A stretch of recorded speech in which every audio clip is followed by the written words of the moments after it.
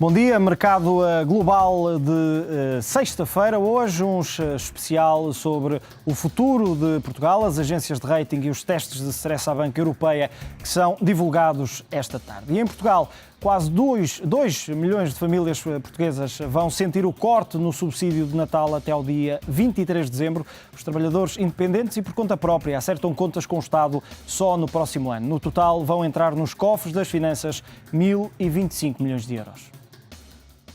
É uma medida extraordinária, é uma medida universal e é uma medida que respeita o princípio da equidade social na austeridade. O dia 23 de dezembro de 2011 vai ficar na história como o dia em que quase 2 milhões de famílias portuguesas vão perder 50% do subsídio de Natal acima do salário mínimo.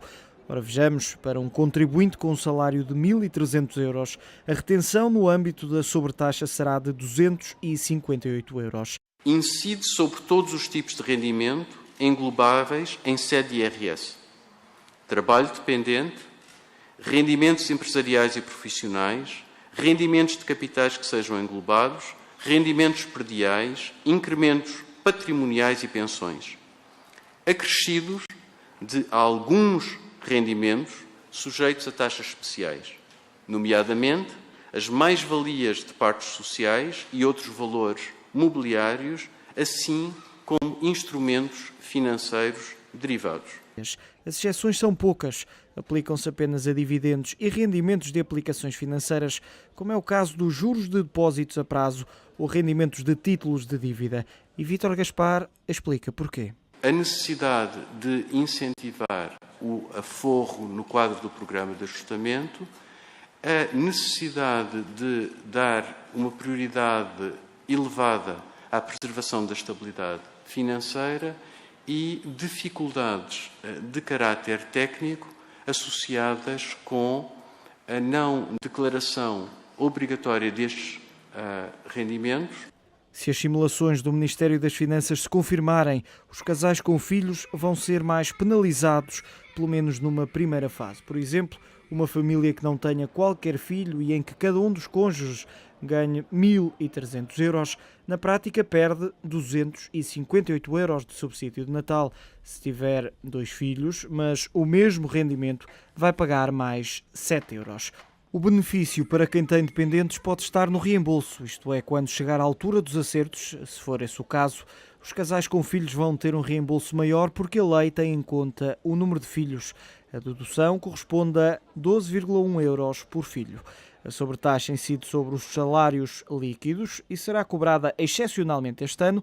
Na prática, os trabalhadores dependentes vão receber o subsídio já sem o montante que vai para os cofres das finanças. Cabe à entidade patronal reter o correspondente a cada salário.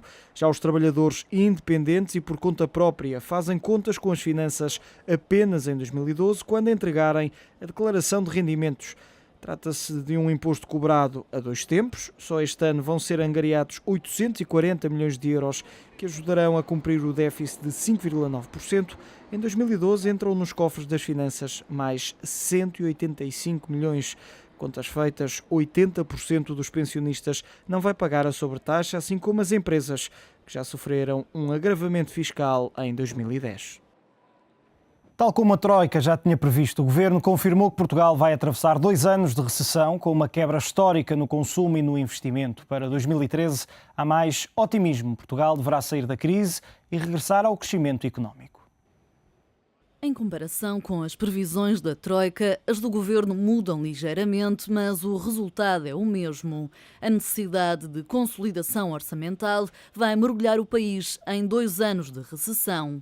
As projeções apontam para uma contração da atividade económica no ano corrente e no próximo, seguida de uma recuperação económica expressiva apenas a partir de 2013. Para 2011, estima-se uma contração do PIB de 2,3% e para 2012, uma contração de 1,7%. Em 2 anos, o Produto Interno Bruto vai encolher 6.800 milhões de euros, um reflexo de todas as componentes da procura interna. Ou seja, com menos rendimento disponível, mais dificuldades de acesso ao crédito e uma taxa de desemprego de 13,2%, as famílias vão diminuir o consumo e as empresas o investimento. De acordo com as previsões do Governo, o consumo privado recua 4,5% este ano e 3,3% no próximo. Já o público cai 6,1% este ano e 5,3% em 2012. A única boa notícia são as exportações, embora numa previsão mais tímida do que a do Banco de Portugal. As exportações deverão crescer 6,7% em 2011 e 5,6% em 2012. Já as importações deverão cair 4,8% em 2011 e 1,3% em 2012. O ministro não fez previsões para o valor do déficit externo, mas sublinhou que a redução das importações deverá contribuir para corrigir os desequilíbrios. Esperava-se que o governo apresentasse medidas de consolidação do lado da despesa, mas para já fica apenas a promessa. A consolidação será centrada na redução da despesa pública. Em concreto, a redução da despesa pública corresponderá a 2/3 do esforço de consolidação global, sendo que 1/3 do esforço será suportado pelo aumento de receita. O cenário podia ser pior, garante Vítor Gaspar. Na opinião do ministro, as reformas podem ter efeitos positivos que ainda não foram considerados nas previsões e até possibilitar uma recuperação maior do que o esperado.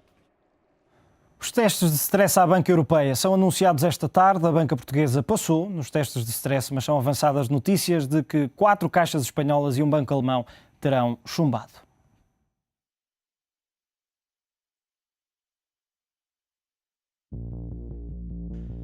Para se perceber quais os cenários em que os 91 bancos europeus foram avaliados, é necessário primeiro saber que critérios foram utilizados. Em comum, têm todos um cenário negro, que inclui uma crise adversa com recessão económica, queda acentuada das bolsas, das obrigações nacionais em relação às Bundes alemãs e até dificuldades vindas dos Estados Unidos. Cada banco foi analisado segundo 3 escalões. No primeiro, as instituições são avaliadas de forma estática, ou seja, num cenário em que não foi tomada qualquer medida. É o ponto de partida para esta análise. Num segundo escalão, já são tidos em conta aumentos de capital e operações de recapitalização com recurso à ajuda estatal. No caso português, ainda nenhum banco recorreu aos 12 mil milhões disponibilizados pela Troika. Por último, surge o escalão que melhor retrata a realidade nacional. O terceiro e último tem em conta as medidas adotadas pelos bancos desde o início do ano e que vão ter impacto nos rácios de capital em análise. E neste ponto, em concreto, o rácio Core Tier 1 da Caixa Geral de Depósitos, BES, BPI e BCP ultrapassa os 6%, o número que fica acima do mínimo de 5% necessário para ter luz verde da autoridade europeia. Isto é, as instituições portuguesas passaram nos testes de stress que são anunciados esta sexta-feira e que decorreram entre março e junho. A primeira etapa da banca, no pós-Troika, fica ultrapassada com sucesso nos testes de stress, mas nesta prova de barreiras há ainda muito a fazer. O reforço do Core Tier 1 para os 10% até ao final de 2012, por exemplo, a venda de ativos não estratégicos e até a conversão de títulos preferenciais em capital, sem esquecer que o crédito concedido às famílias e às empresas vai continuar a cair porque a desalavancagem é um mal necessário.